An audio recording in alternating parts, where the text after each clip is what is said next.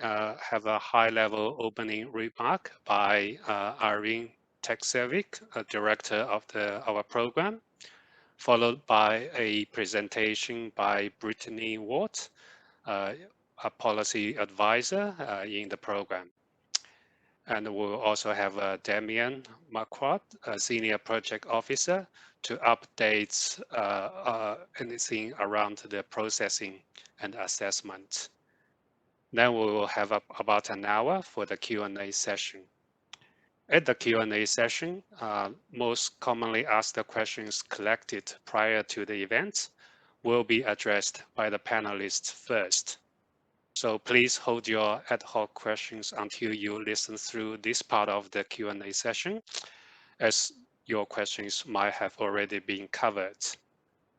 Then, depending on the time left, a few selected ad hoc questions posted at the event will be answered by the panelists during this session. So please remember to post your BIP nomination related questions through the Q&A function of the WebEx, not the chat, as it may be neglected. Our team will follow up with you post the event on questions that are not answered or covered during this event.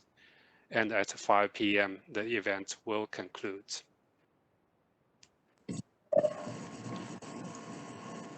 Just some housekeeping sort of reminder.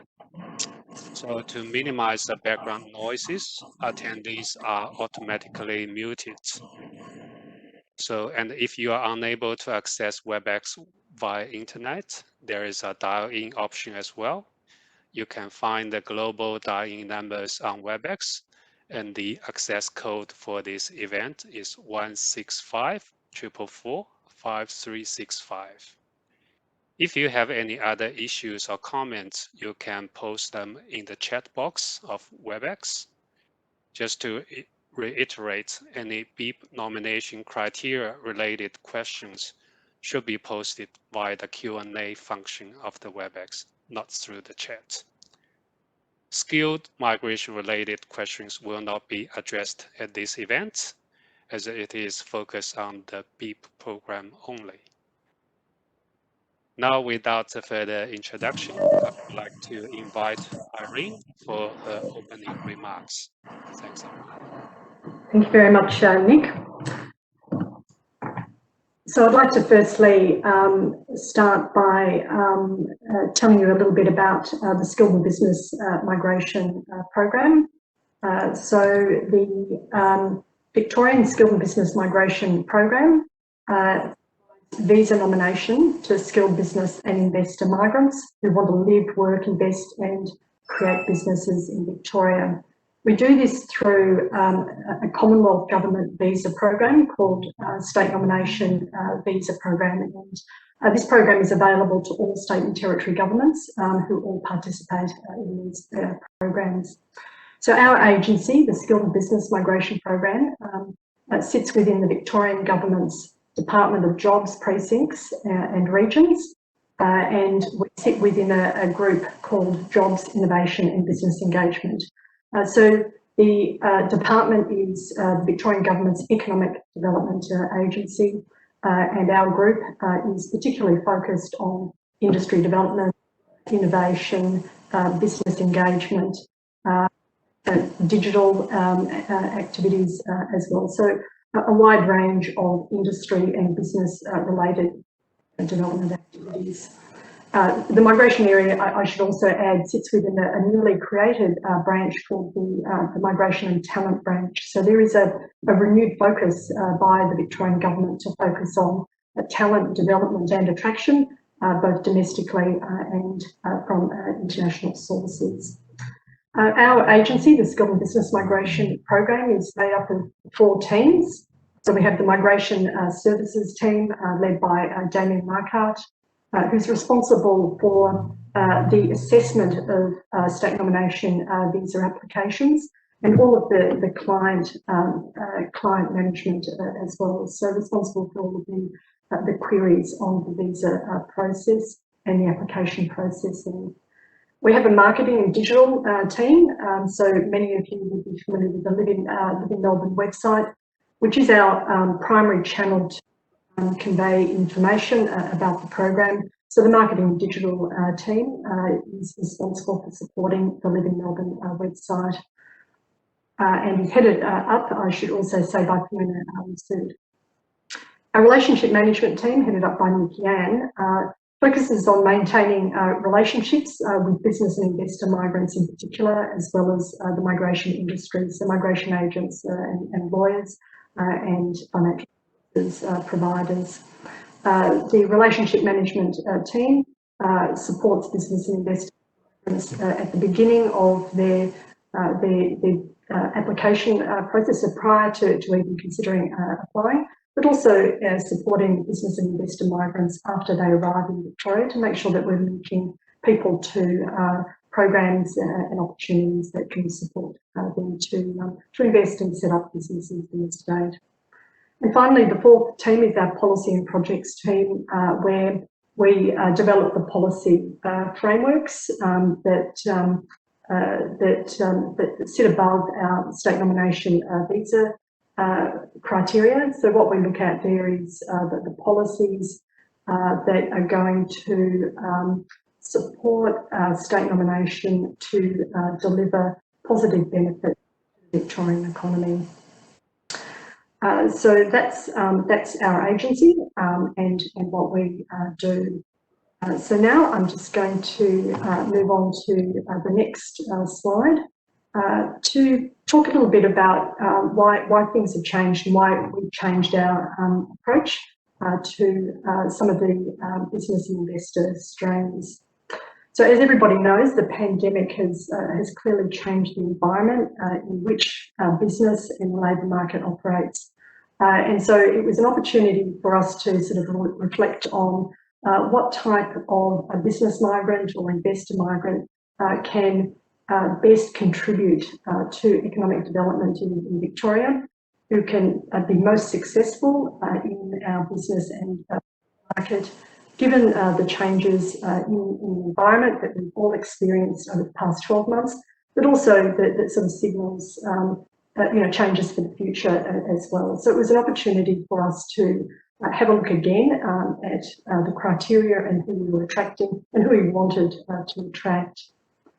Secondly, we'd commissioned some research some time ago that showed that business and investor migrants do bring great benefit to the Victorian economy and are important in what they contribute. But the research suggested to us that we could actually do better in attracting higher value business migrants of higher calibre, but also who could undertake investment in business activity, would sort of go beyond the establishment of sort of a small business that didn't really contribute to the wider downstream economy.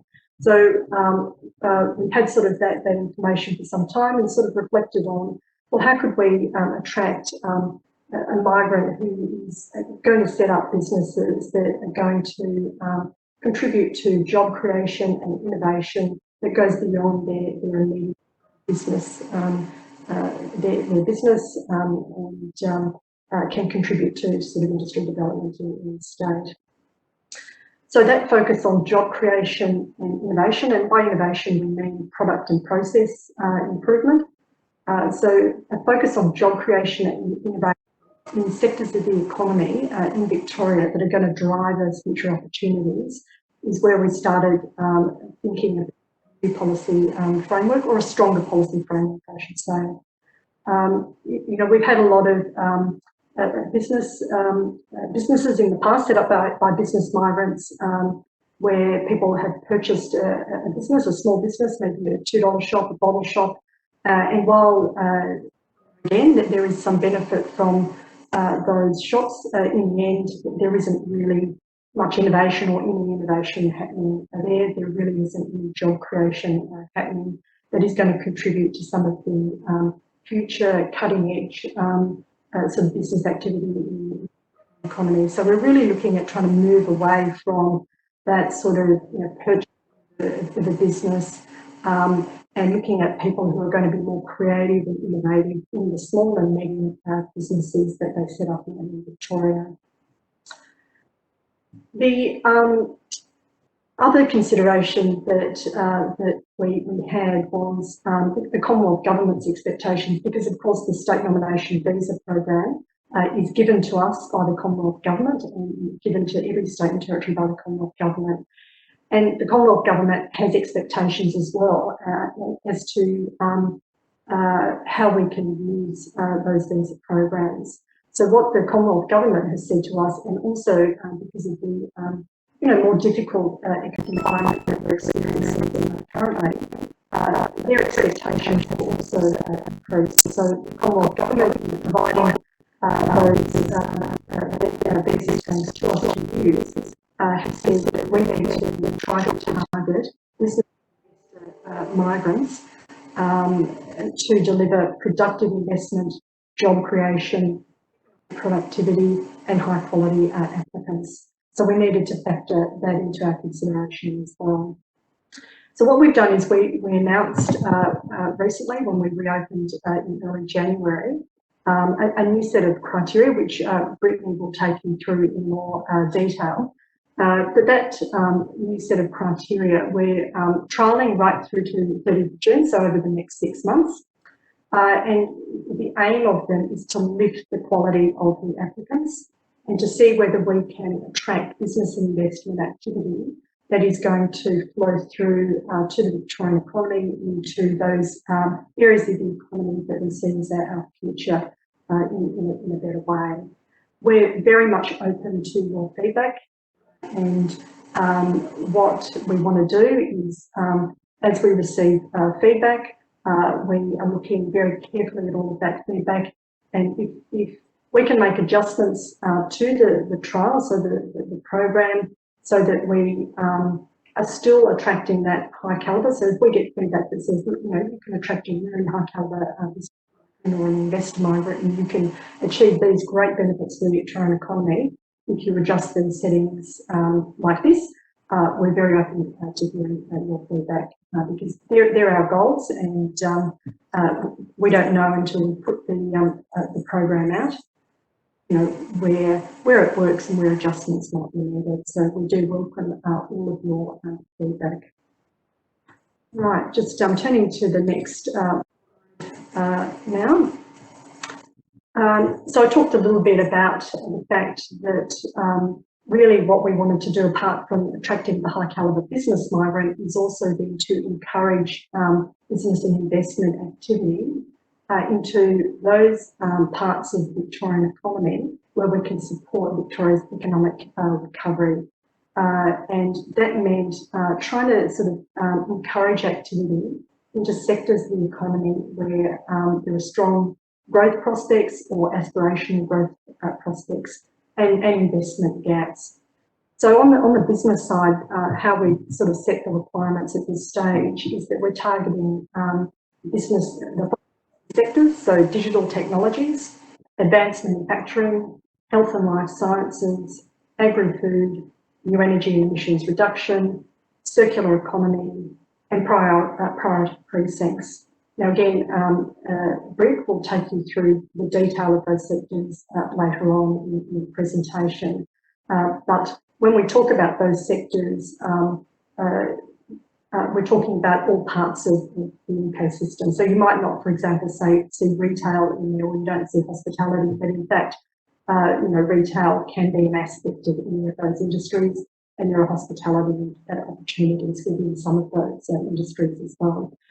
So we are taking a broad view of those sectors, but in the end, what we are looking for is innovation and job creation within the business activities. We've also got more information on our website. Particular sectors are outlined in a fair bit of depth in Invest Victoria's international investment strategy, which we mentioned on the website. So they talk a bit more about those sectors. So after this presentation. You're able to review that information in more depth. On the investment side, our starting point and interest is how we might support Victoria's startup ecosystem. So looking at whether we can get more investment into smaller businesses that are starting up in the economy. We might be at different points of that life cycle, but looking at supporting sort of younger businesses rather than more established businesses if we can. So that was the gap that we identified within the economy in consultation with our partners within the department. So that's sort of pretty much summing up where we want ideally some of the business and investment activity to take place. And again, we're taking a broad view of these areas and do welcome feedback. Finally, just wanted to make a few comments just about business migrants themselves. And it really is our goal with the policy changes to help every business and investor migrant succeed. So we've had sort of a lot of instances in the past where, and we continue to receive applications from really excellent, high quality business and investor migrants, and we have done in the past as well. But we've also nominated sort of many business and investor migrants who aren't really sort of strongly motivated to set up innovative and job creating businesses. So we've got businesses that are struggling to survive or even struggling to start. So we had to sort of, again, rethink for that reason. And what we're wanting is that every business and investor migrant that we nominate, we want to be successful in their own way. And we're also doing a lot of work to look at how we can link people into support services just to help them start up that business in a way that's going to help them to succeed. So that was sort of really important for us. We also undertook some research just to explore what were some of the motivations for business owners to choose to migrate to Australia and Victoria. And what that research was telling us is that your typical small business is primarily motivated to migrate to Australia and Victoria for lifestyle reasons. Whereas if you look at a high impact business migrant, so somebody who ends up having stronger sort of motivation and aspiration to grow and succeed, you actually find both the motivation to migrate for lifestyle reasons, but also for business reasons. And so that's who we're really after. We're after business migrants who are motivated for both business and lifestyle reasons to settle in Victoria and to successfully establish a business here.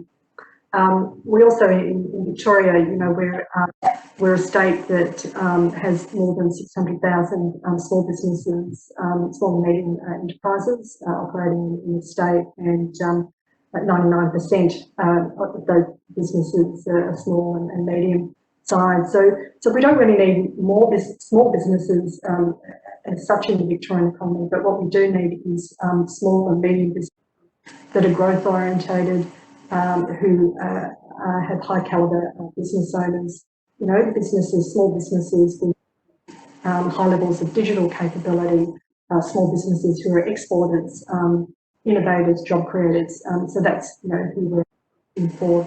We're looking for a more highly educated applicant if we can find those.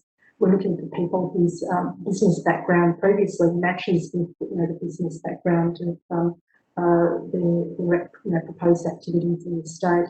So we're not looking for, again, people who are undertaking passive activities, people investing in parts of the economy where there's no gap, people who are, have a formula business proposal or constructive business proposal or no motivation to start a business. So we're really wanting to move away from that cohort and use every single visa nomination that we have available to us to go to high caliber, high impact applicants.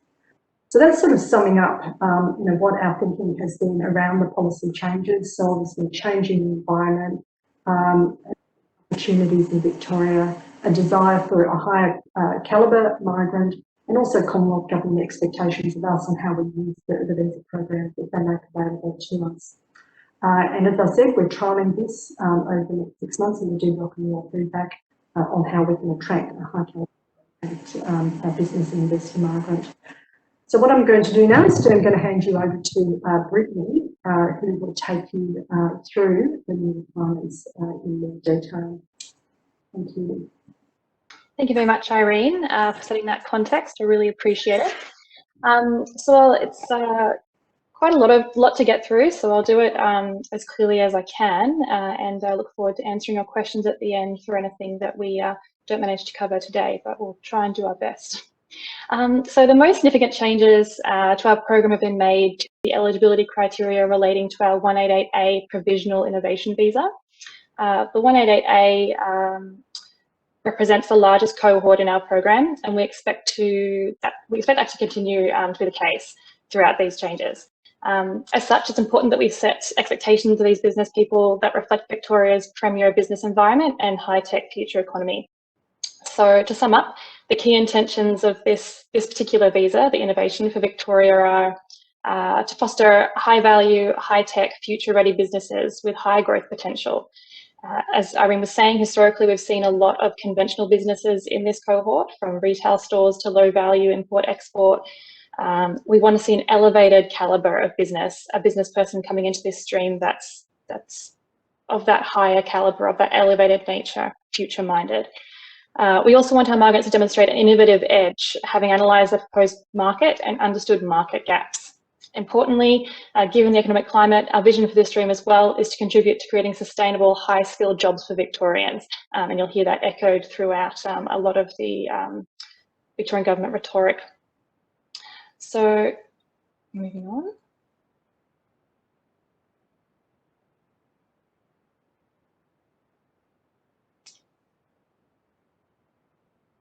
My apologies, just getting my slides back.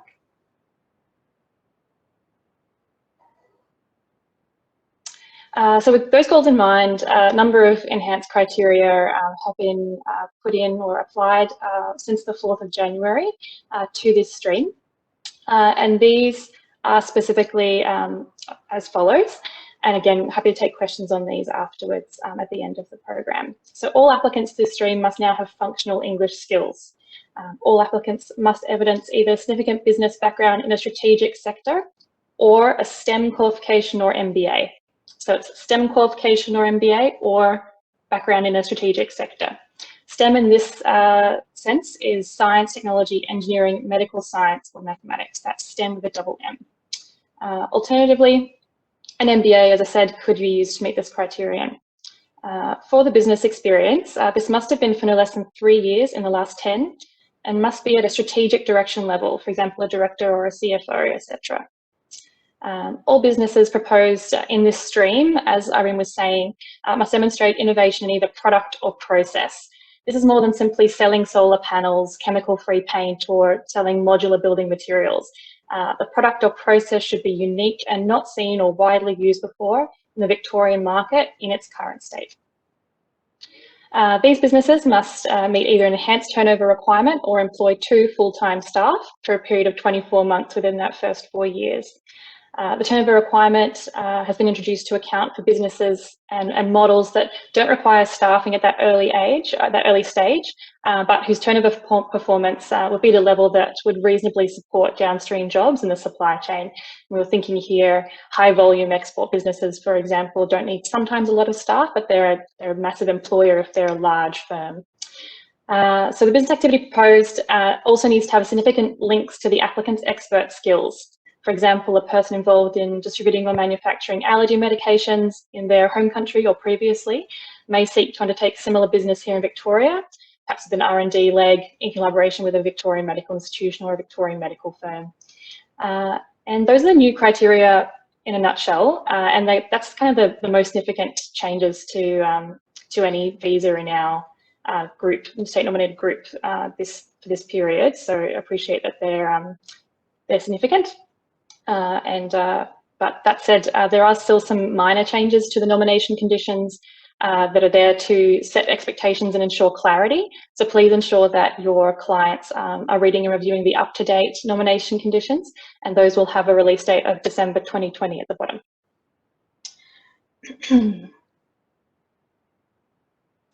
So our investor visa has always been in strong demand, has always seen strong demand in the market. It presents a relatively low risk pathway to permanent residency. Our goal with this visa stream was to turn this from a purely passive investment to one that funds innovation, growth and job creation in our local startup and scale up economy. That's quite a vision. Victoria also wants to attract a high net worth professional investor to this visa category. This ensures commitment is ongoing, long-term, beneficial, and of high value to Victoria.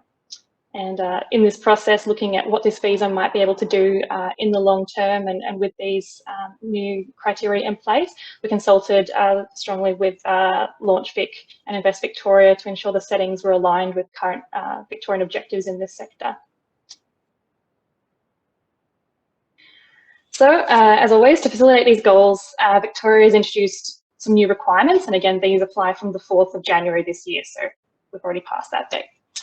So successful migrants to this, successful applicants to this stream, once they have a visa once they have been nominated, must make an additional investment of at least 500K in Victoria in the provisional visa period. The investment must be held for no less than 24 consecutive months. Previously, it was 12, and that is immediately preceding the permanent visa application. And this investment, again, a change, is directed into Victorian-based venture capital firms, or funds, I should say, and these funds need to be registered with the Department of Industry, Science and Energy and Resources to the Commonwealth Government, as all venture capital funds need to, and also need to be ASIC registered with all required registrations there that we can check. Investments made prior to Victorian visa nomination can't be used to meet this criteria, and a new one as well is that loans from Australian financial entities or residents can't be used to make this investment. It has to be new money coming into Victoria. And a lot of you have asked what VC firms, what makes them Victorian, what will we accept? And VC funds are considered Victorian in relation to the stream if they're operating a business address in Victoria, not a home office, must be a reasonable commercial address and fit for purpose, and have a dedicated employee resource located in Victoria. So they're employing someone here for the business operations. And the last change really to these settings was the points change. So to ensure applicants are of a significant net worth and investing calibre, we've implemented a skills select points balance minimum of 95. And we've advised on our website, and we'll continue to do so, that this setting is likely to be adjusted throughout the year, and it will depend on the calibre of talent attracted.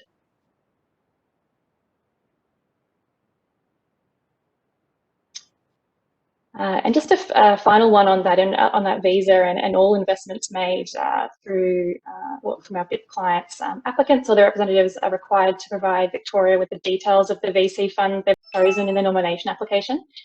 Victoria doesn't endorse any specific funds, but in our assessment of the nomination application, we'll ensure that the VC fund is fit for purpose, has a fit for purpose office in Victoria, and also holds the required registrations with ASIC. We'll also check the certifications presented to us as genuine.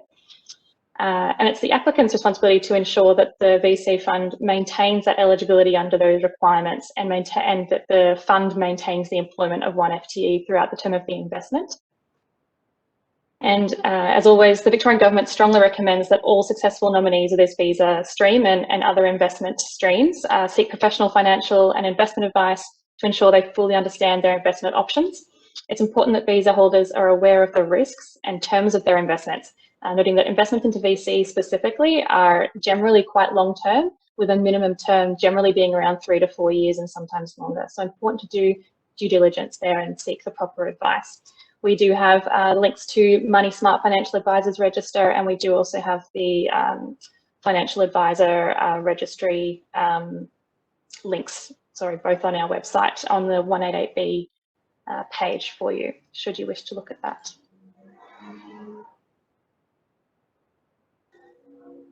And finally, so the 132, we've made a few changes as well, as you'll know, and great to go through. We'll go through the strategic sectors in a bit more detail in this section so that you have a bit greater understanding, and that should help as well with the understanding of the business background that might be required for your applicants in the 188A stream, so appreciate that. So 132. As Irene said, we've attracted some really exceptional talent through this stream since its inception. We've got examples are high growth pharmaceutical manufacturing businesses. We've got a high-tech university partnered telco, R&D collaboration. These are all exceptional. Unfortunately, these really have been in the minority from what we've found from the monitoring. And a concerning number of 132 visa holders have conducted limited business of low value or no business activity at all in Victoria by their monitoring stage. And that really is not acceptable with regards to the calibre of person we should be accepting through this stream. So with the Commonwealth indicating their intention to remove the 132 permanent pathway in July, we've refocused this stream to cater to those exceptional candidates who have substantial experience in and will conduct business in Victoria's strategic sectors only. And like Irene said, we do have a broad approach to this, but it's really important that applicants and their agents have a solid understanding of what these strategic sectors involve, what they mean, and especially the sense of place that surrounds the priority precincts as well. It's also important that nominees under this stream drive employment and elevate the expertise and experience in the local workforce in these areas. So that's one of the major focuses of 132 as well, is sharing those skills, bringing them to Victoria and sharing them with employees. And we've seen previously as well some pretty low rates of residence with regards to 132 visa holders. So some have spent as little, for example, as 4 days in Victoria during the 24 months following their visa grant. This is just not where we want to be sitting with our 132 migrants. Victoria expects that these people commit to living in Victoria and enhancing the Victorian business ecosystem. And for that, they do need to have a plan to move permanently here, really within the 2 years that we've indicated the visa for. I'm sliding through these.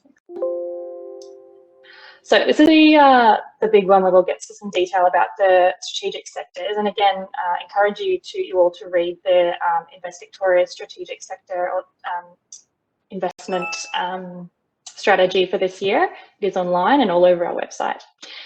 So in line with the expectations I've just outlined with the 132, all applicants to this stream as of the 4th of January this year need to provide a compelling and well-researched application. An application, not business plan. That's really important. There are instructions on our website in the application as to what documents to attach. A business plan is not one of them. So the application has to convincingly demonstrate the applicant's ability to perform against our requirements within the first 24 months of their visa. So there is that time period there, 24 months. It should be a high growth business. The business proposed needs to show strong alignment with one of Victoria's strategic sectors. And that's, as I said, in the Invest Victoria International Investment Strategy. Not to be confused with Victoria's future industry sectors, which are outdated. And this document, as I said, is on our website and should be reviewed really thoroughly by agents and anyone advising clients as to which visa to undertake the process of. And as I said, we've received a lot of questions about, what really is included in these sectors. Are they really broad or are they quite specific? And the answer is they are broad. There's a lot in them. There's lots of options, but they are targeted. So it's not everything. That's true. So I'll take a moment to give some examples and bear with me with this one. So with digital technology is probably the easiest one to understand. Most of us have an understanding of what that might involve. Some examples are fintech, so financial technology, online gaming platforms, big data, blockchain, and the use and commercialization of various products with those.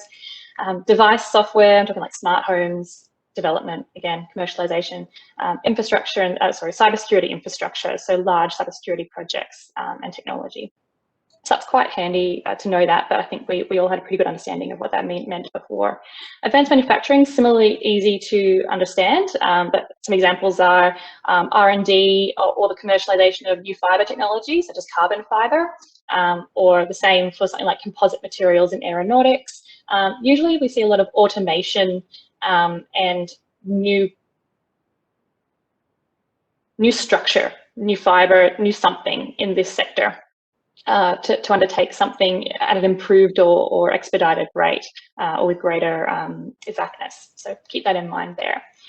So with health and life sciences, a bit more complex, but obvious examples include R&D and commercialization of new drugs and medical devices, of which we have a strong participation in the business sector and as well a lot of universities in Victoria. So that's quite a thriving sector here.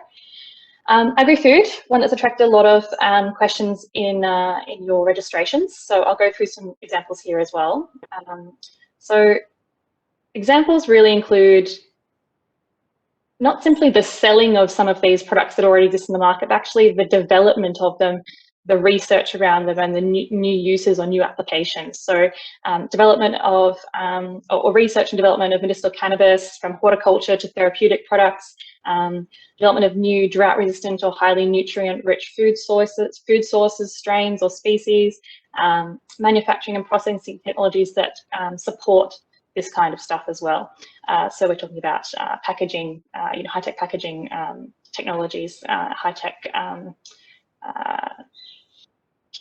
sealing technologies, that kind of thing, antibacterial packaging, that kind of stuff. All right, new energy and emissions reduction, circular economy and priority precincts, all a bit more complex as well. So again, happy to answer further questions on these afterwards and look forward to those questions. So new energy and emissions reduction, again, really trying to get away from this idea of just putting solar panels on a house and calling it innovation. It's not what we're after. So really we're looking at the development or of new or improved renewables, R&D activities and commercial ventures using hydrogen gas, for instance, advanced power storage systems. Of course, with new energy comes storage issues usually. So we'd be looking at interesting ideas around that.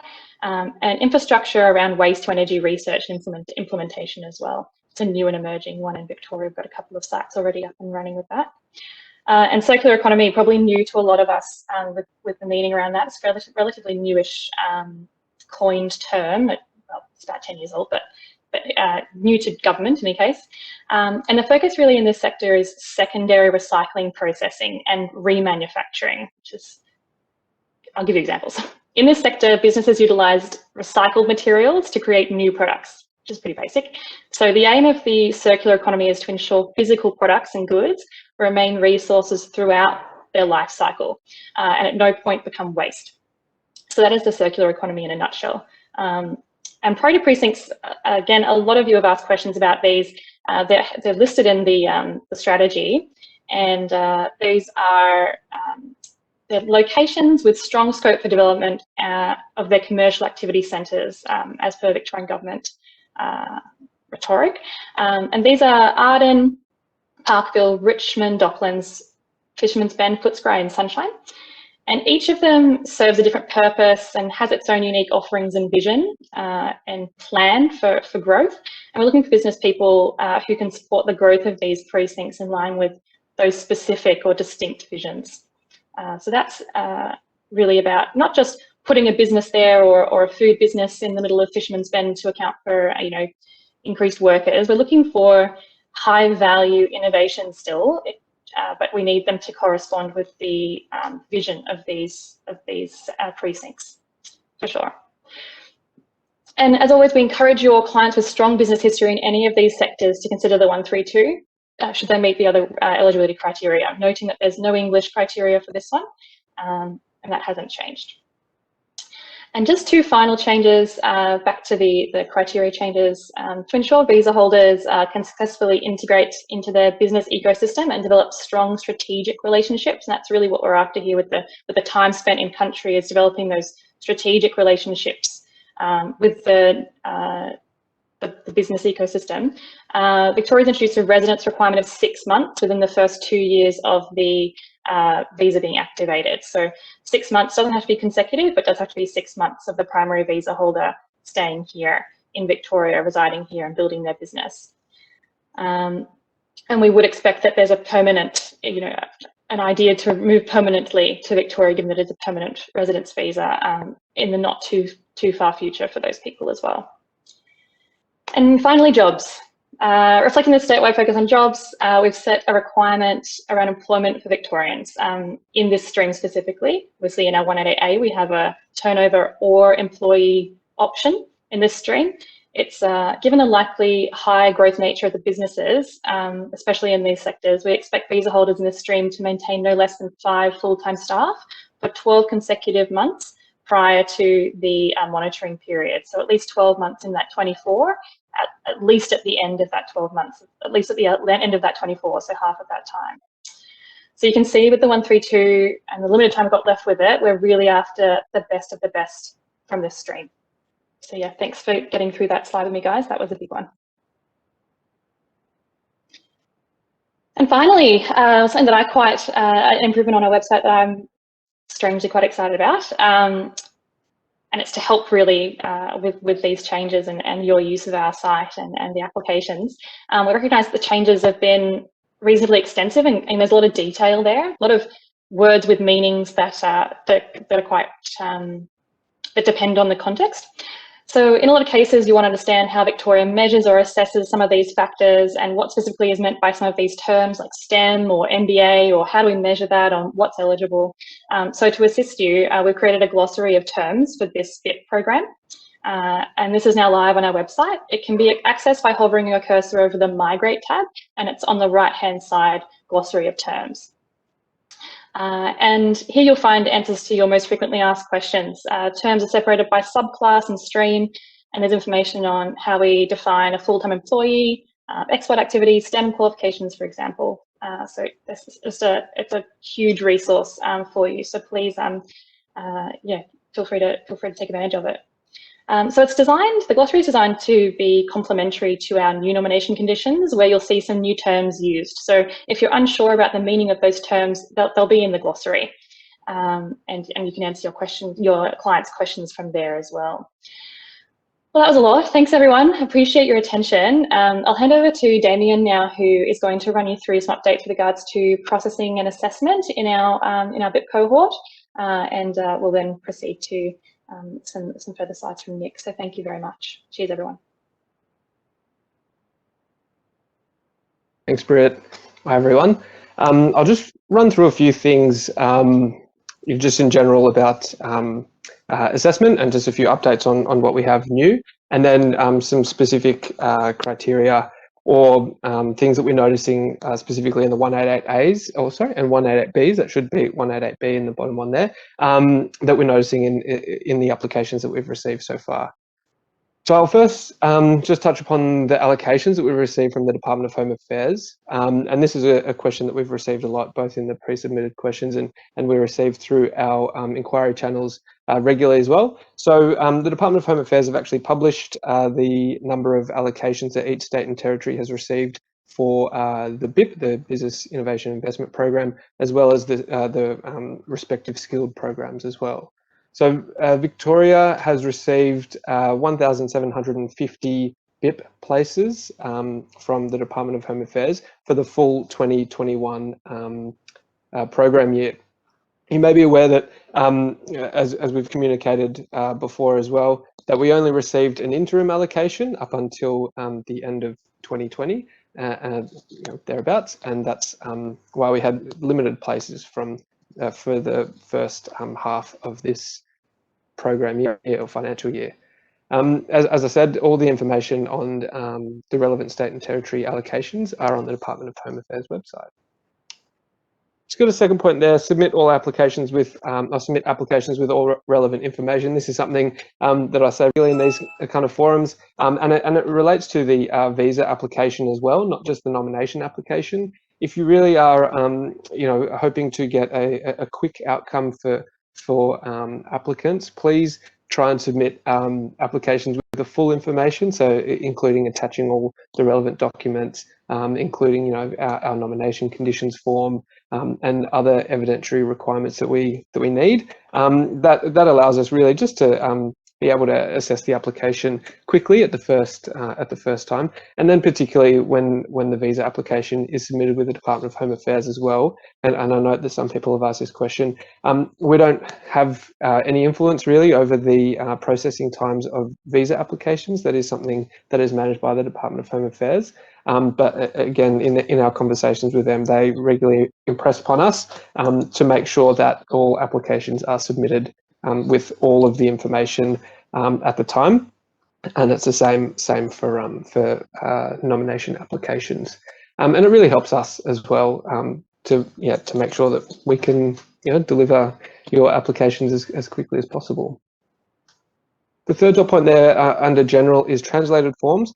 So we did a bit of work over the last 6 months to make sure that all of the nomination conditions form for our BIP products, our nominations, they were available in common community languages. So we have translations of those forms for Farsi, I think a simplified Mandarin, and Vietnamese.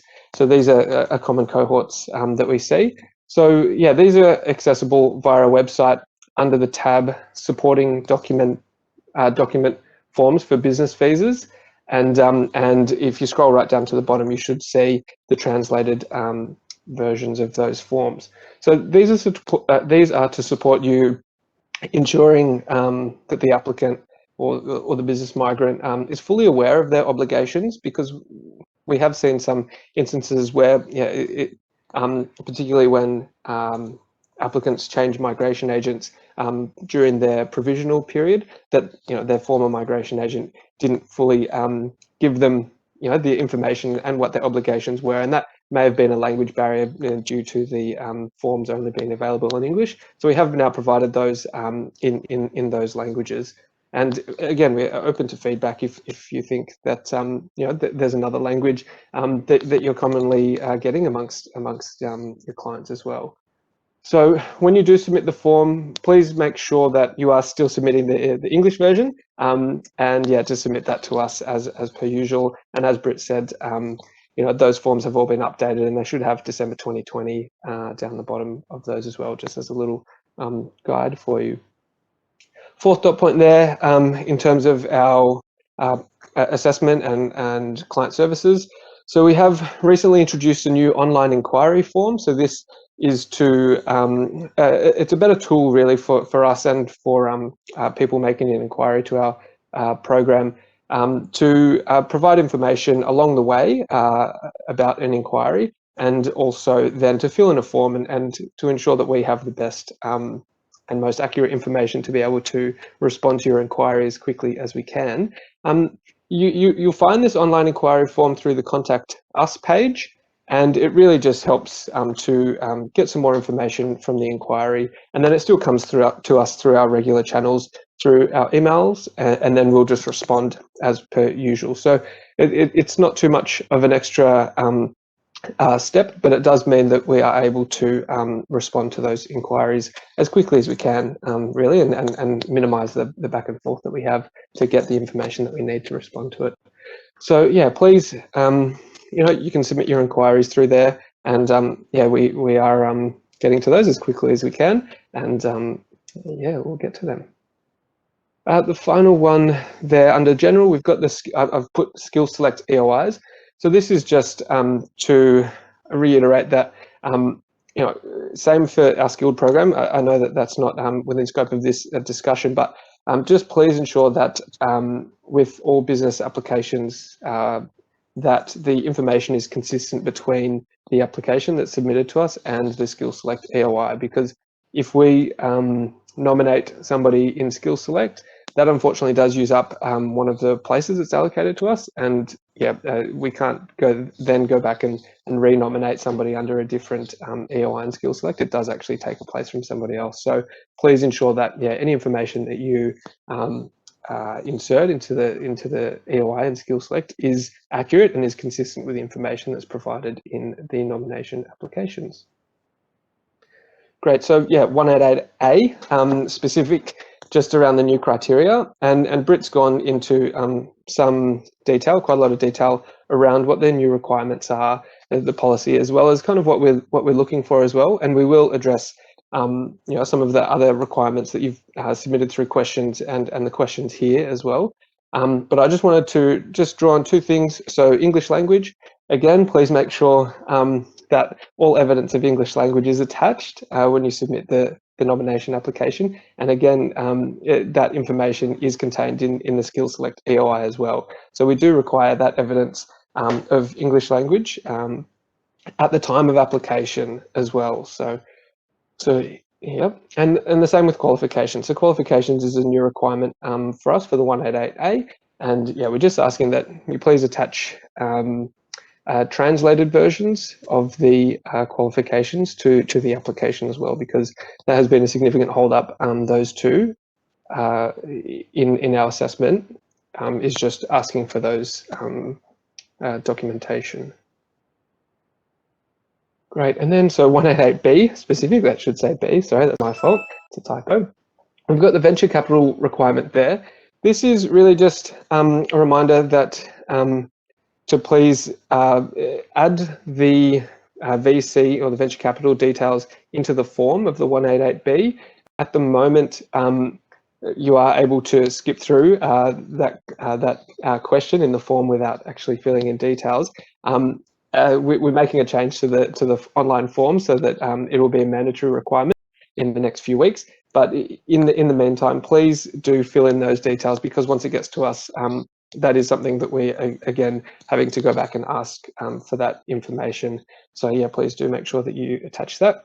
And then the same with the fund name and fund manager. This is something that we're noticing, is that people are listing the fund manager rather than the name of the fund, and we actually do need the name of the fund rather than the organization, etc., that might manage that VC fund. So yeah, please when you get to that question, please make sure you add fund name rather than the manager. Great, so that was all from me. As I said, we will get to a lot of detail that have been submitted through the questions, and yeah, now we go into a Q&A period. So as Nick mentioned at the beginning, please just put your question into the Q&A function on the right hand side. It's on the right hand side of my screen. We have some people responding to those questions directly, but we will be addressing some of those questions now in person. And I'll just hand over to Nick, because he has another little bit to add. Thank you.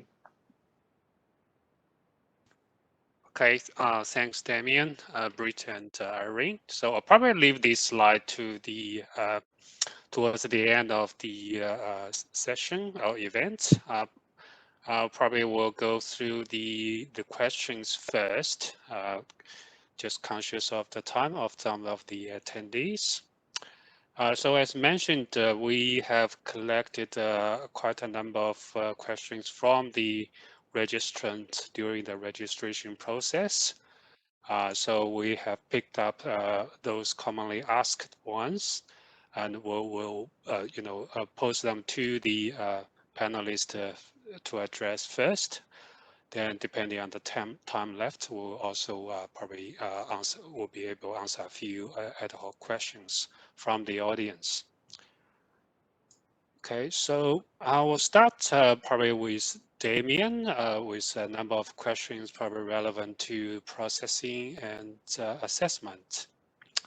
First one, is a detailed business plan mandatory now, or only short explanation about the proposed business activity is enough? Sure, thanks, Nick. I think Britt addressed this in her presentation, but yeah, she had a lot of content to cover, so you may have missed it. So we don't require a detailed business plan for the 188A applications. We are asking though for a clear explanation of the proposed business and how the applicant meets the eligibility. And that's all completed in the application form, so that there's no need to attach any additional documents such as a business plan to the 188A application. If we do require more information about the proposed business that's come through to us through the form, we will go back and just email you guys about yeah, just a little bit more information to understand how the business actually, or the proposed business rather, actually meets the criteria. But yeah, no need for a detailed business plan to be attached to the application form for the 188A. Okay, sure. Thanks, Damien.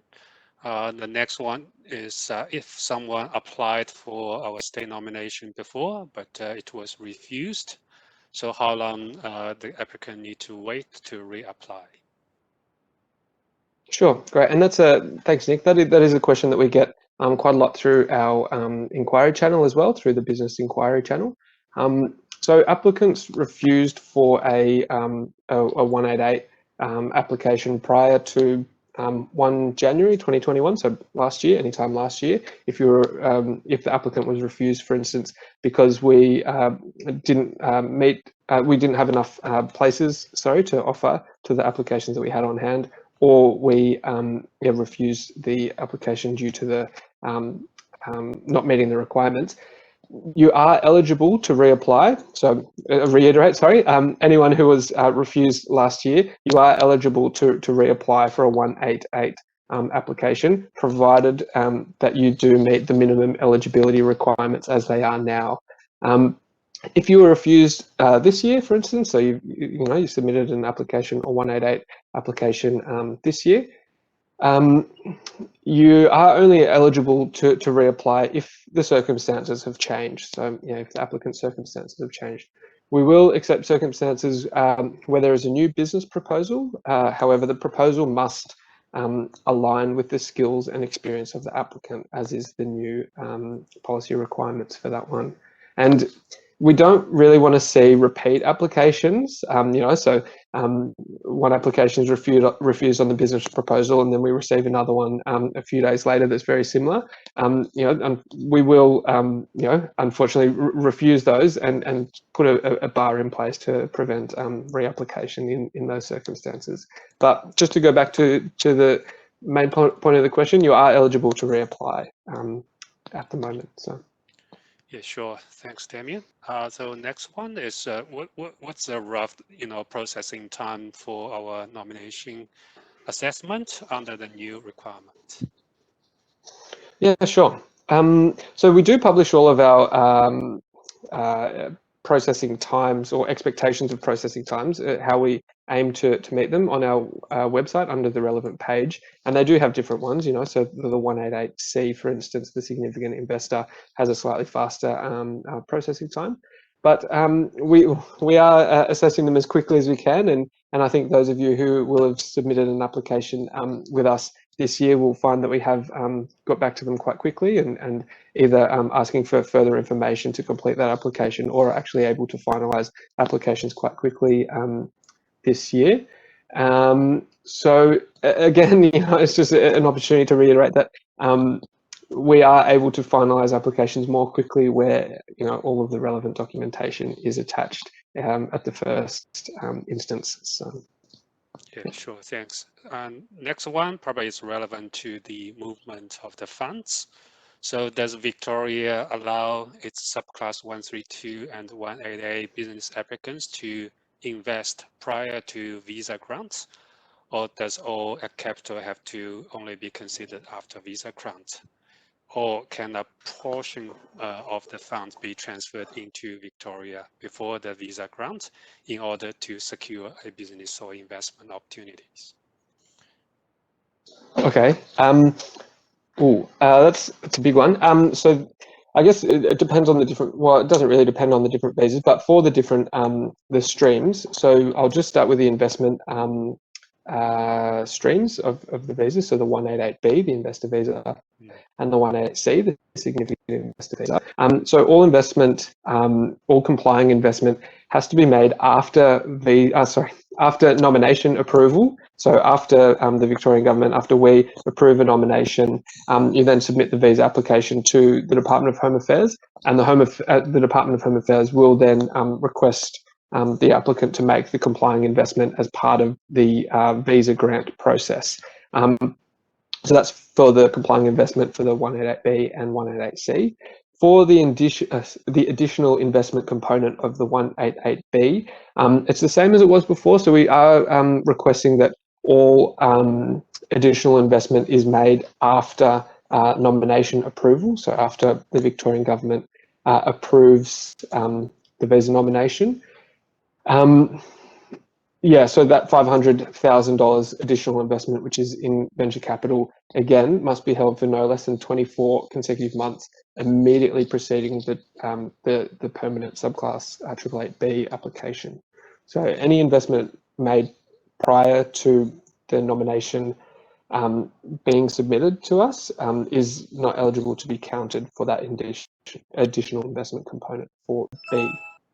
When it comes to the 188A, yeah, so again, we haven't made any changes to that requirement as part of these policy changes. So yeah, any capital purchases can occur prior to nomination application, but again, same with the 132A, they must be compliant with the relevant foreign investment laws as well. So make sure that you're checking those too. So yeah, sure. Next one is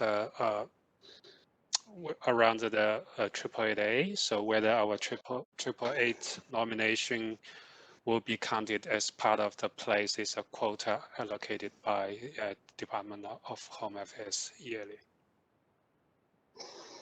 Yeah, so I'm assuming this relates to that that figure that I said before, the 1,750 places that we've been allocated to the Department of Home to us by the Department of Home Affairs.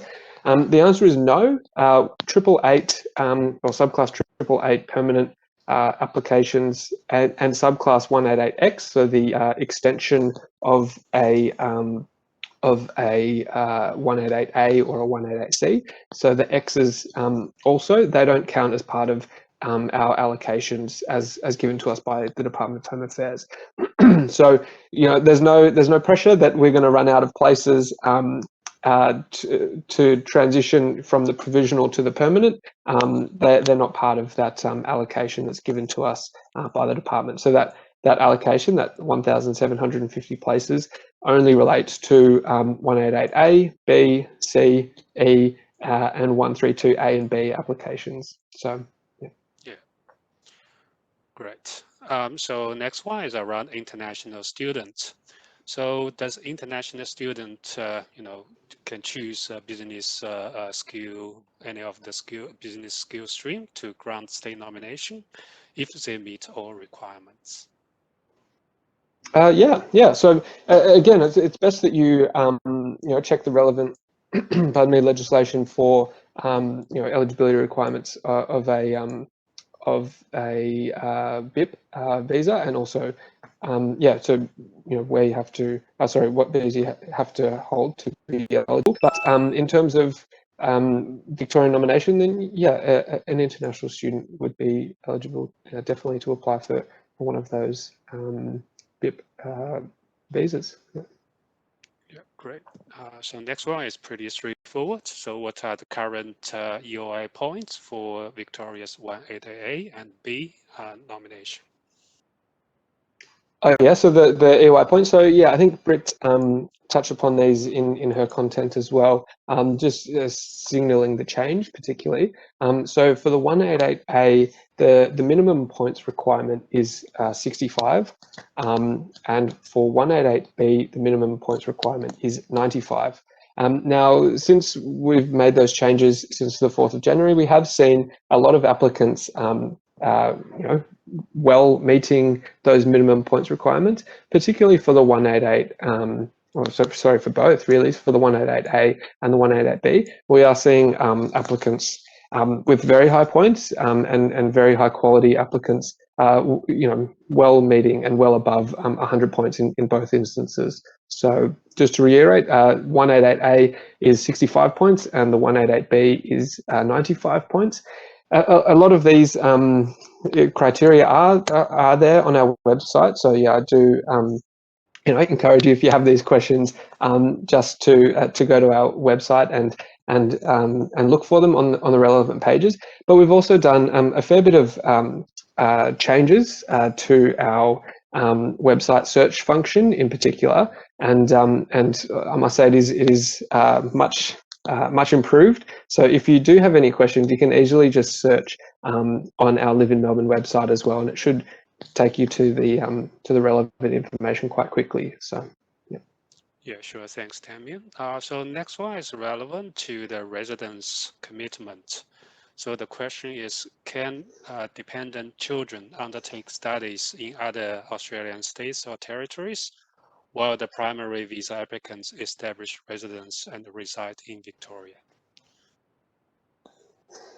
yeah, okay. This is a complex question, one that we get again, that we see play out quite a lot with our 888 applications that come to us. So we do say on the website that all people, all applicants nominated by Victoria for a BIP, so for a business innovation and investment visa, are required to demonstrate their commitment to residing in Victoria, not only for the duration of their provisional visa period, but also after they've obtained the permanent visa. That is kind of our expectation, that people settle and reside here. One of the factors we do look at to assess the commitment of an applicant is whether dependents are living in the same state and attending schools or university with the primary applicant as well. So yeah, we do consider these factors when we do take into account or when we do make an assessment of the commitment of a migrant. So yeah, sure. Next question is around our English requirements. So for the English test result validity, are we referring to migration registration about vocational English, whether the English test result is valid for 3 years from the date of sitting in that test? And the second part of the question is, can the IELTS test be taken after the nomination application?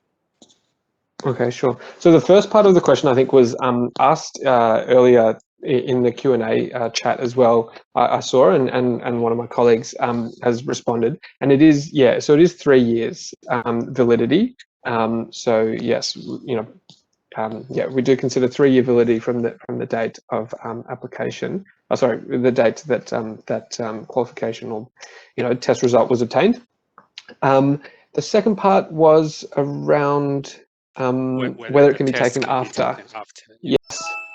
So we do require that the English language qualification is provided as part of the application. So unfortunately, no, it can't be taken after. We do require that in order to nominate somebody as part of our requirements. So yeah, so please take the test beforehand and provide those results as part of the application. So. Okay, great. So the next few questions are around the qualification requirements. So first one, which qualification will we consider as science? For example, is engineering, technology, designing, and industrial drawing a science major to meet the new Victoria requirements? Okay, sure. So again, I think Britt touched upon the definition of STEM in her presentation. STEM being science, technology, engineering, maths, and medicine or medical.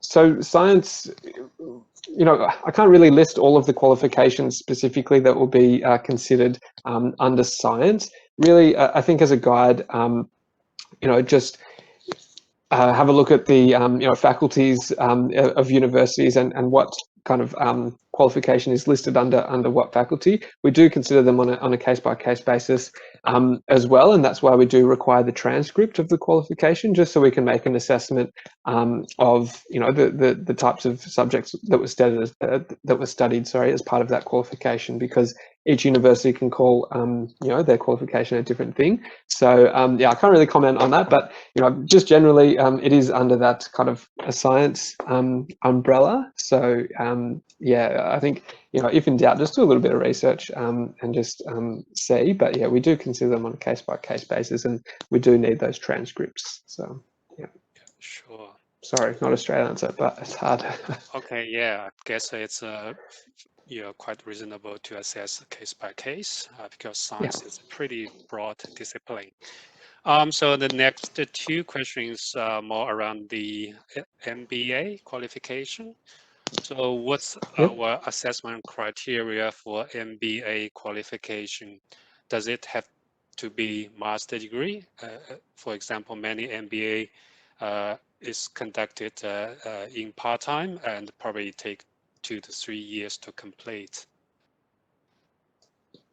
Yes. Okay. Sure. So I think there's been a few questions as well in the Q&A chat box. Sorry, around the MBA qualification as well. So we do accept really any MBA, so Masters of Business Administration course, provided that it has been undertaken with at least 1 year of equivalent full-time study. So if it's completed over 2 years part-time, that's that's acceptable. Again, we are asking for those transcripts, so that we can make an assessment of them. So if it is completed over a month, let's say, but it's sorry, not a month, 6 months, half a year, in a really intensive format. For instance, an executive MBA that we see these days, then we will accept those as well. But just please provide those transcripts. There's been a few questions around, whether other kind of masters subject qualifications will be accepted as part of an MBA, so a Masters of Finance or a Masters of Commerce. Unfortunately not. We are only accepting those Masters of Business Administration specifically. Some of those other qualifications might fall in under those STEM qualifications. So it really is, if you have a STEM qualification at a bachelor's level, for instance, or a Masters of Business Administration. So, for instance, if someone's done a Masters of I don't know, economics or econometrics or something like that, that might fall in under your STEM qualification anyway, in terms of mathematics or science, for instance. So with the Masters of Business Administration, we are only accepting MBAs, but we do have a bit of flexibility with the time period that they've been completed in. So Damien, probably just one more on that MBA. So will the EMBA be accepted as well, the executive MBA program? Yeah. As I said, we will accept an executive MBA, but again, we do require that transcript just so we can see, how long that was completed, what subjects were completed, if it is equivalent to, an MBA completed, coursework at a university over a longer period of time. So we do accept an executive MBA, and that's a recognition that some people might not have prior qualifications before an MBA, or before undertaking an MBA. So so we do accept those EMBAs. Yeah, sure. Next one is there a need to provide an educational assessment by the relevant assessing authority, such as VETASES, if the degree is obtained from overseas educational institutions? Yeah, okay. Answer is no. So you're not required to do a overseas qualifications recognition type assessment of the qualifications. We will accept the qualifications without that. So provided though that there is a translation provided with any transcript and certificate of qualification. So a NATI accredited translation. So answer is no, but provided that it is with a translation of it. So.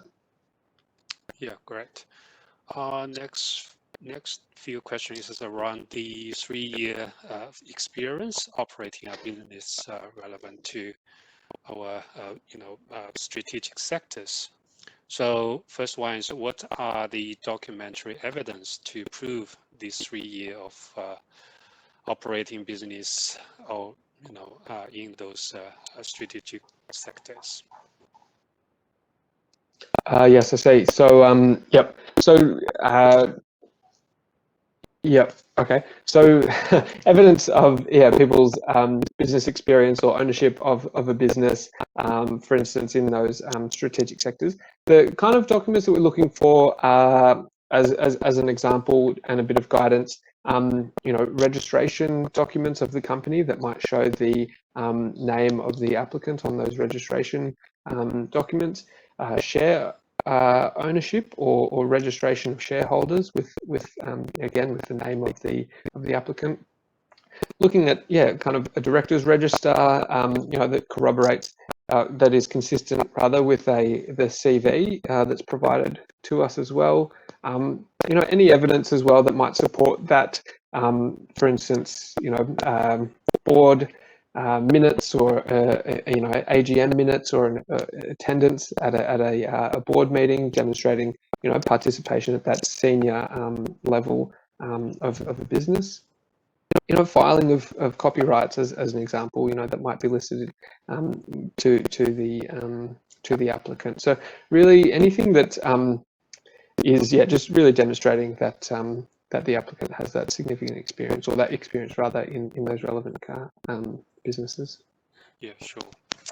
Next one is does the main business activity of that 3-year experience to be related to the 7 strategic sectors, or whether an important factor of business activity is related to those sectors. For instance, a furniture packaging factory uses digital technology to manage and produce packing cases. Then will this managing experience to be considered relating to the digital technology sector? Okay, I think the question, I read that as a question. Okay. Whether the main business activity has to be in the 7 sectors, or whether the business activity has to be related. Yeah. So, all right, cool. I think, so I think breaking it down, the proposed business activity for the 188A visa can be almost any eligible business or in any sector, but the business must contribute to innovation in Victoria, as I outlined by Britt earlier. So that so to be clear, the 188A, the proposed business that the applicant is to undertake in Victoria can be any business, but again, it must meet those innovation criteria that we've outlined. In terms of and then, so if the applicant is then doesn't meet the educational requirements for the 188A visa, in that they don't have STEM or an MBA qualification that we've gone through, they can demonstrate that they have at least 3 years business experience in one of those sectors. So, as an example, the business must be in a sector or industry, let's say, of digital technologies, rather than just simply utilize digital technologies as part of the business. And the main function really of the business must be in one of those sectors that we have outlined. So and that Britt's gone through. So digital technologies, advanced manufacturing, health and life sciences, agri-food, new energy and emissions reduction, circular economy, or priority precincts. And then, so I think, so for the 132As, so both apply really. So the applicant's previous business experience and their proposed business must be in those, must align with one of those strategic sectors. So for the 132A, it's both. For the 188A, it's only the previous business experience, but the proposed business can be outside of those 7 sectors. Yeah, sure. I think these are relevant to one of the questions through the Q&A about whether we will reject any proposals outside of those sectors, or just that those sectors will be a prioritization for us. So next one is about probably transfer of the funds as well. So is the applicant still be required to transfer the funds for the additional investment under 188B to Victoria within the 23 months of arrival? Yes, that's right. Okay, right. Yeah, within the 23 months. So, and the additional investment must have been held for at least 24 consecutive months prior to application for the permanent stream, the 888P. Yeah, sure. Next one also relevant to that additional 500K VC fund investment.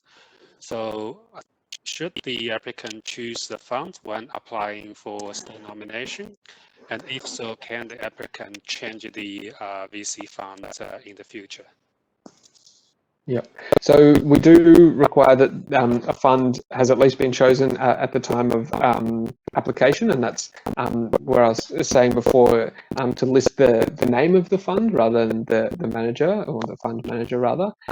So yeah, we do require a little bit of research on what eligible funds there are, and therefore the name of that fund. In terms of changing the fund during the provisional period, yeah, that's possible. Definitely, you are able to change the fund, and we don't require we don't need permission or give permission to change that fund, but we do just kind of want to make sure that the additional money or the additional investment has been invested for that period, so that 24 consecutive months prior to the 888B application. Obviously, if there's a few weeks here or there between, the funds, we'll consider that on a case-by-case basis, but really it should be a very short time period between withdrawal of investment from one fund and then kind of investment into the new fund. That period should be quite minimal. So yeah, sure. I will just say, sorry guys to interrupt, that like I said earlier in the presentation, once an applicant does invest into a VC fund, often because these are long-term exit points for some of these small ventures, the fund will have probably a reasonable expectation for that migrant to commit to a 3 or 4 year period or term of investment, and may not be able to remove those funds within that time. So it's really important that the applicants do the due diligence and undertake some strong financial advice or seek that financial advice as well from experts. Yeah, thanks, Britt. So I actually received an inquiry from a fund manager, probably the other way around. So particularly some VC funds into an early stage project. So it could be, for the investor to lock in probably less than 2 year period. So during that kind of scenario, so we might need to consider how long we can consider is a consecutive sort of for that 24 months between the previous fund and to the next fund. Yeah, we'd be happy to see a memorandum of any of those funds to assess their validity and eligibility under our program. All right, great. So the last question to Damien. So will state government nominate applicants aged over 55 for both 188 and the 132 applications? If yes, what are the criteria? Yeah, sure. So age waiver. So in certain exceptional circumstances, we may nominate applicants over 55 years of age. I will say, yeah, that they are considered on a case-by-case basis, and they must really be exceptional. So if you do have a client that is over the age and they are interested in migrating to Victoria, utilising one of the BIP nomination pathways, and you think they are exceptional, so they make an exceptional contribution to the Victorian economy, I'd encourage you actually to get in touch with Nick in the first instance to discuss how we might go about that and what the relevant criteria are. So we do. The short answer, we do, but in exceptional circumstances. So. Okay, great. Thanks, Damien. So the next part of the pre-submitted questions will be mainly addressed by Britt. Thanks, Britt. So the first one is, can an 188B migrants use the additional investment to invest in their own business if nominated from 4th of January? So under the new conditions, absolutely not. They are not able to do that. And no, they are not able to make their own VC firm either. So straight up no. Thanks, Yeah, Nick. sure. Next one, so will those nominated before the 4th of January be retrospectively affected by these changes? Yeah, absolutely not. That would be, overburdensome and probably cause quite a few problems for everyone involved. But no, your nomination conditions that you were nominated under, that you signed as a migrant, you are tied to those and the requirements on our website at the time. Right, great. The next one, so the business skill visa, particularly 188A, is aimed at recruiting high caliber international business people to Australia and Victoria. So is it logical to require that applicants possess tertiary qualifications in engineering, nuclear medicine, etc., rather than relying on their expertise in business management? Yeah, thanks, Nick. It's a good question, and I think it speaks a bit to the rationale we undertook to, we took a fair bit of effort today to explain the rationale, to explain the backing. And while we obviously have seen some significant, some net value in the businesses conducted under the 188A, we're really seeing a lack of strong innovation. And so we needed to find some drivers to those that will drive those business holders or business migrants to establish high growth ventures rather than simply old-fashioned businesses, restaurants, cafes, etc. So we need to pick some factors. English was a strong factor for us, but most importantly was a business history in a strategic sector, or those qualifications that are really used to drive the knowledge and skills and success of the applicant. So yes, we do think it's logical. Yes, we do think it may be effective, but we're absolutely open to any other ideas that could come from this group as to how we might target those people. But we do think that we've got the settings right in this case. All right, so thanks, Brit. Next one is, can F&B, food and beverage business, be considered nominated under Victoria's new requirement around the strategic sector? For instance, whether a F&B business in a priority precinct be considered? I mean, it's difficult to say given that, so for a 188A, it doesn't have to be in a strategic sector, that the business, that's just want to clear that up. Business history does if you don't have a qualification, but the business doesn't. It needs to have innovation. But in a case where it was a food or beverage retail type thing, it would really depend on the size, the scope, and the expertise and skills, related skill sets of the client. That said, we're not in a position in the Docklands or in in Sunshine where we need another cafe or we need another juice van. We are looking for, if I was to give an example, it'd be like a set, 6, 7, 10 of new concept, new design food outlets, perhaps with some kind of automation or robotics lens, with a significantly new offering. So new and innovative. So I would say that a lot of the previous F&B businesses we've seen would not cut it. And also that these are not the key focuses of the priority precincts. So seek alignment with the businesses we're looking to develop in those priority precincts. Yeah, sure. Thanks, Brit. So then this leads to the next question. What is the Victoria's definition on innovation? Yeah, so it's a commonly used noun, and I think we tend to use it as a bit of a spice word. In this case, we use it in place of something, say, mostly new.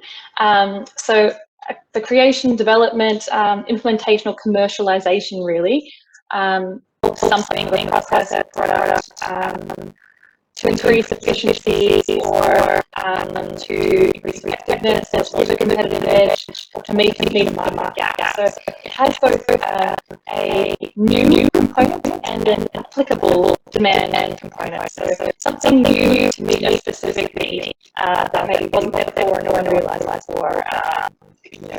Uber as an example, its cars aren't new and driving to friends' places isn't new, but the idea of having a platform to connect those two is an innovative idea, and then the application of that, not just the idea, the application of it at the end. So that's a broad scope, but that is innovation. Yeah, thanks.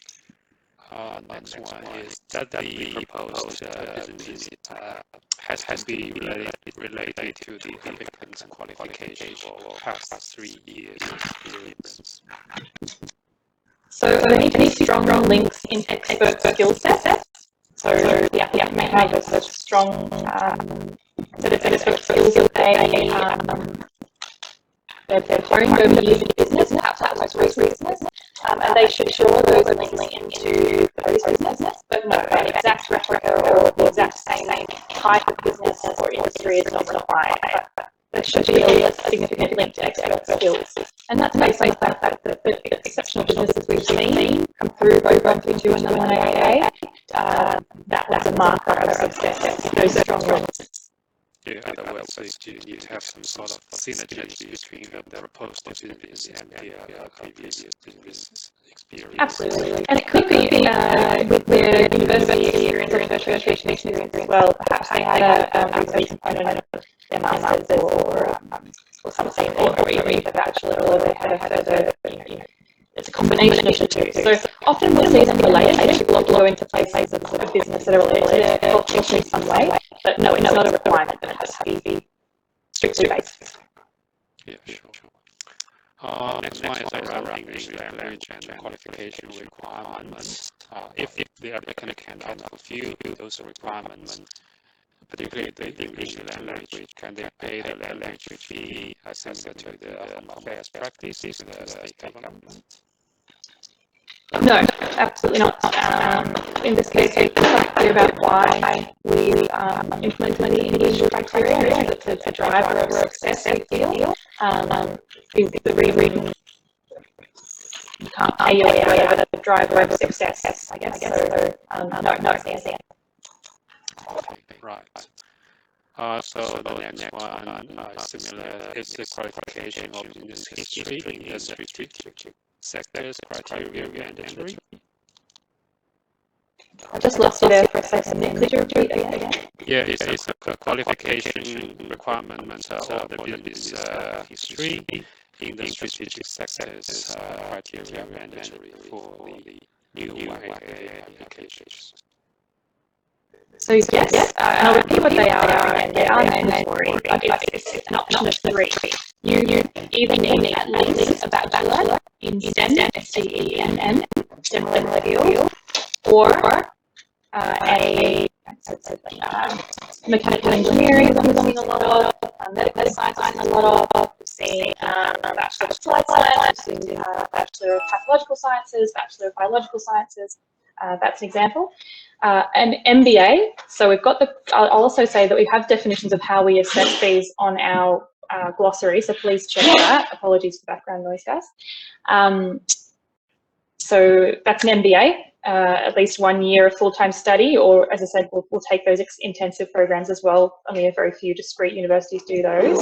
And if you can't meet either of those qualification requirements, we acknowledge that significant business history is a major component of success as well. So we will accept business history in one of those strategic sectors for 3 years or less.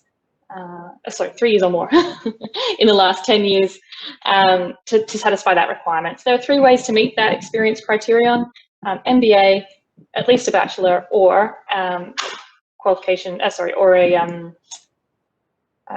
3 years spent at a senior role in a business. Their main purpose is one of those. Their main function is one of those strategic sectors. All right, great. Thanks, Britt and Damien. I think that covers all the pre-submitted questions we collected. Still have about 10 to 15 minutes. So I noticed there were a few ad hoc questions through the Q&A box. The first one I think has been covered about the strategic sectors.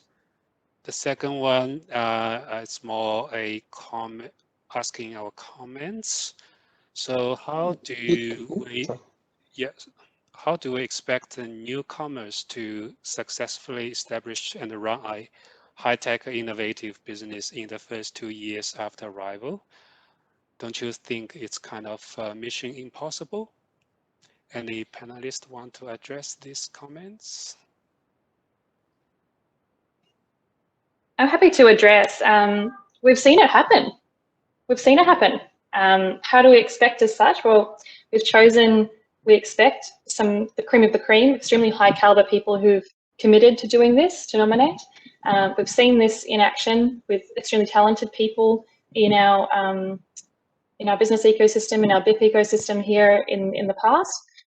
So our expectations meet the very best of the high caliber market, and we do have obviously a significant amount of government support available with regards to these strategic sectors and with regards to any innovative business looking to undertake activity in Victoria. And you can speak more to that, Nick, around the supports in place a little bit later in the slides.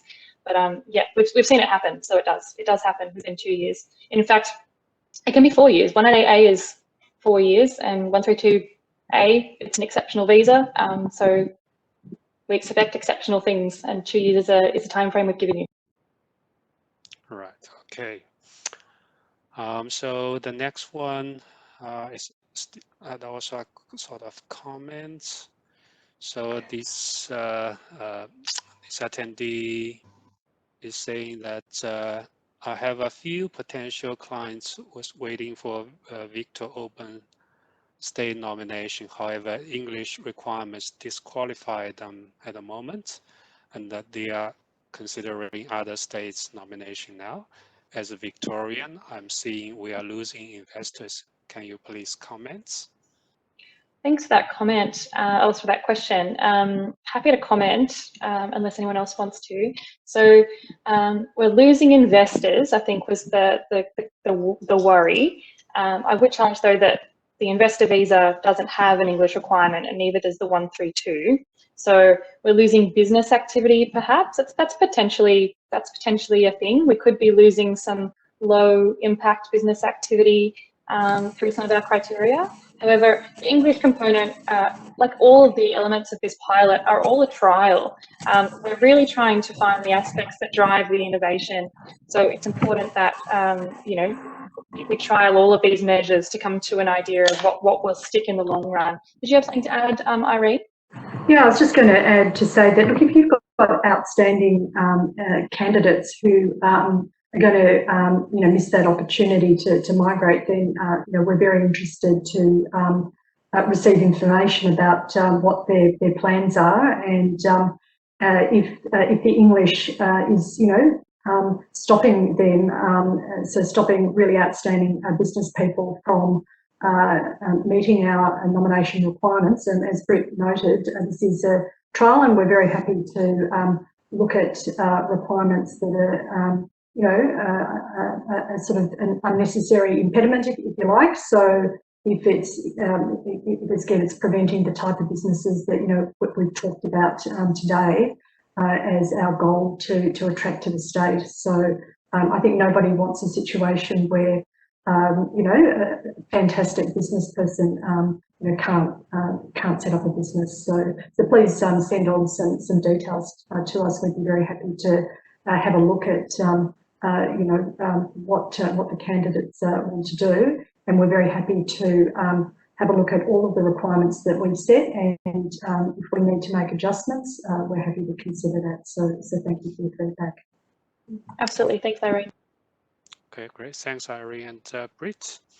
Next one is Nick, I'll just say one thing, sorry. Yep. Just on the question, so we are trying to get to the questions in the Q&A box as much as we can, and you'll see there that we've got a few people trying to respond to those questions in the chat box. So sorry. So do be patient with us. And yeah, we're trying to get to some of those questions now, but we'll also be taking those questions away, the ones that we haven't got to during this session. And yeah, we'll endeavour to get back to you with those. Or if that question hasn't been answered during this session or through that Q&A box, as I said earlier, you can go through the online inquiry form on our website. So just contact us page on our website and just shoot us that question, and we'll get back to you as soon as we can on that. So thank you. I just want to say that, Nick, because I saw that a few people were asking for a response, but yeah. Yeah, Sorry. sure. Thanks, Damien. So I'll just focus on those questions assigned to me by our team. The next one is the digital tech business is generally not restricted by the location of operation. So what incentive has Victoria government provided or will provide to attract these business applicants? I mean, I can speak a bit to that. We do have several world-class institutions in addition to some very strong engineering and fibre manufacturing or advanced manufacturing precincts in Victoria. We would expect the ecosystem that the Victorian government have honed in correspondence with the public and the business community to be the attraction point, in addition to the lifestyle, obviously.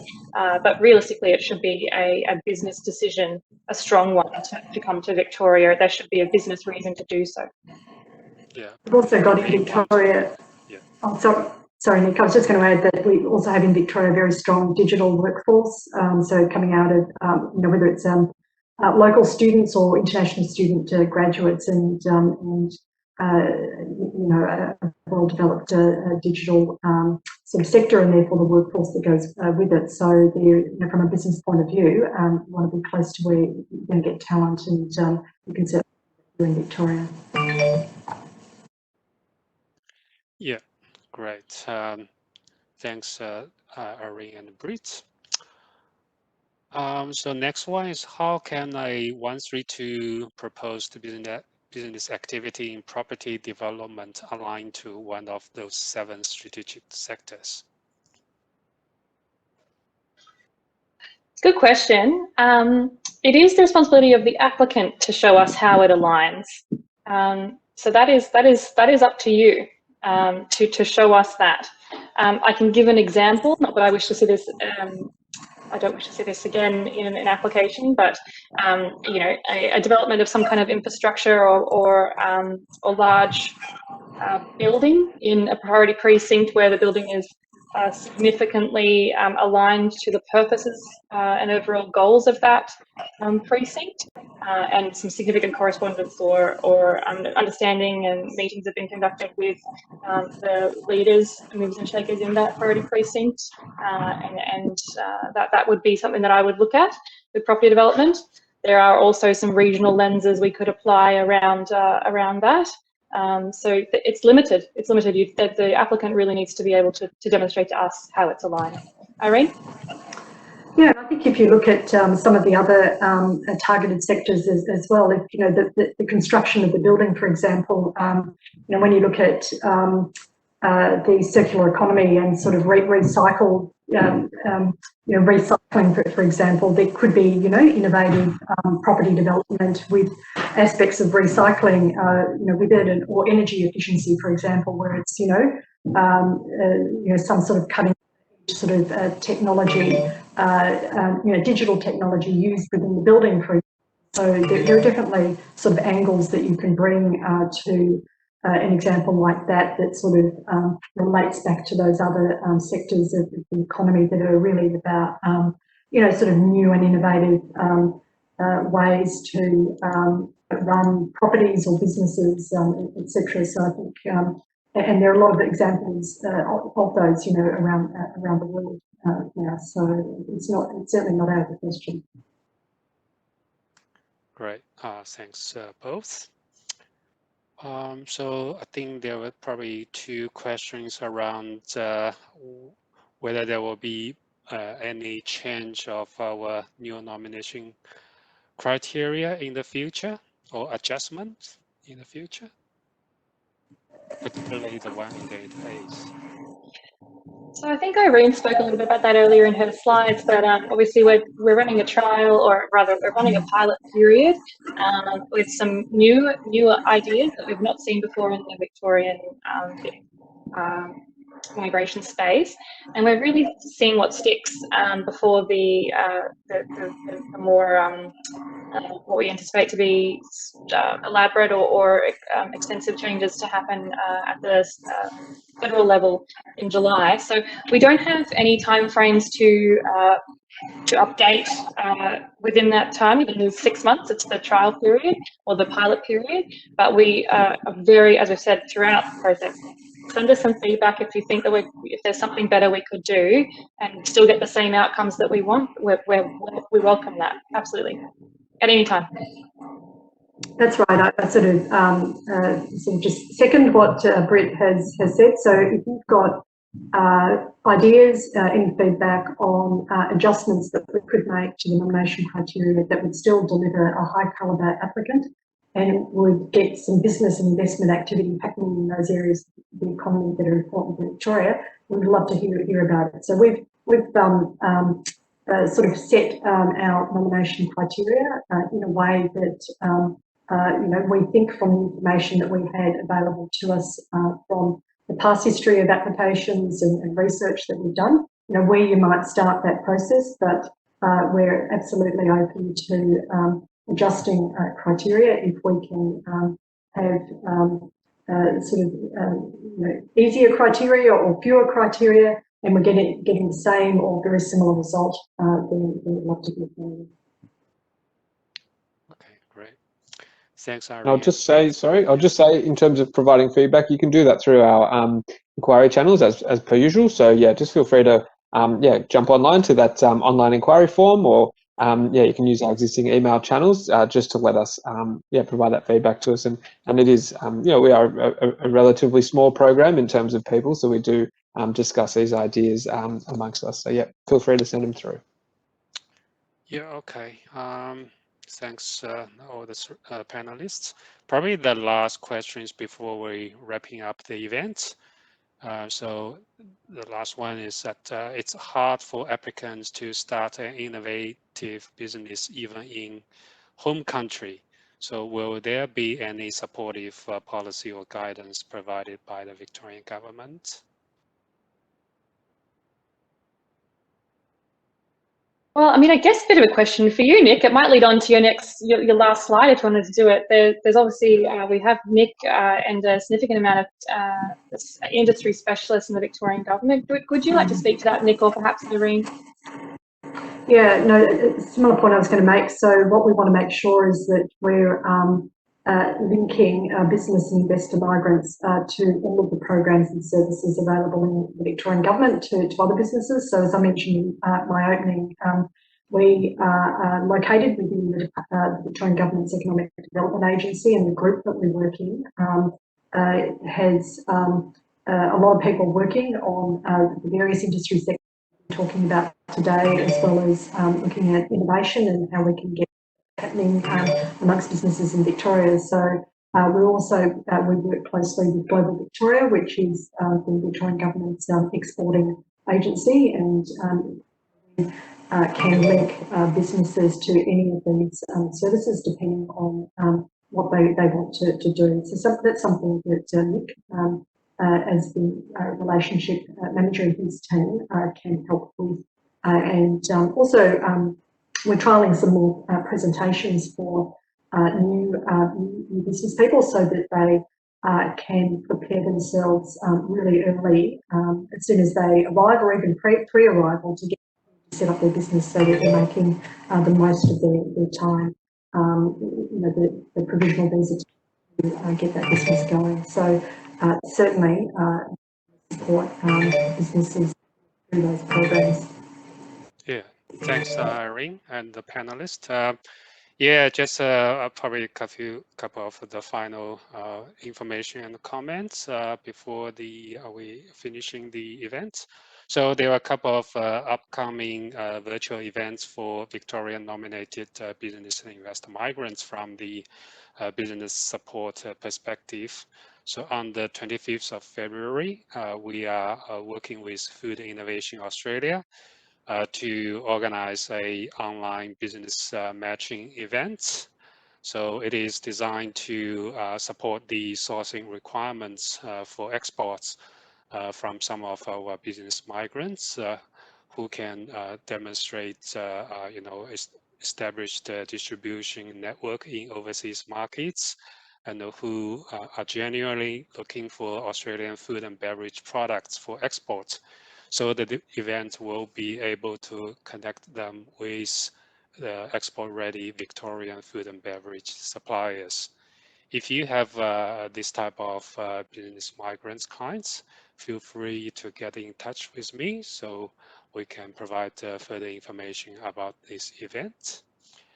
And also on the 11th of March, our program will be working with Fair Work Ombudsman and to deliver a bilingual online workshop, particularly for the Vietnamese business migrants cohort. So the topic will be around the rights and obligations as an employer in Australian workplaces. As you've noticed that under both 188A and 132A, we do have the employment requirements, which I think this workshop will be beneficial to your clients in those two streams. And also, our program will be initiating a new communication channel for you and your business investor migrant clients. So it's sort of like a online group meeting settings where you can bring 10 and more business and investor migrants into a virtual Q&A session with our team. So we will be providing more updates about this new initiative. So hopefully it will create a more effective and more sort of regular communication channels for your business and investor clients. Just noticed we're running a bit of overtime. So just to wrap up today's session, thanks again for participating this big information session. So hopefully you'll find it useful to understand better about our new BIP nomination criteria. So if, as Damien mentioned, if some of your questions are not covered in today's session, or you have any new queries out of today's session, feel free to contact us through our online inquiry form or the business migration mailbox. So one of our team members will follow up and get back to you. So thanks again, and also thanks our whole team, the panelists and other team members behind the scenes to address those ad hoc questions. So thanks a lot for all the team members. So we'll enjoy the rest of the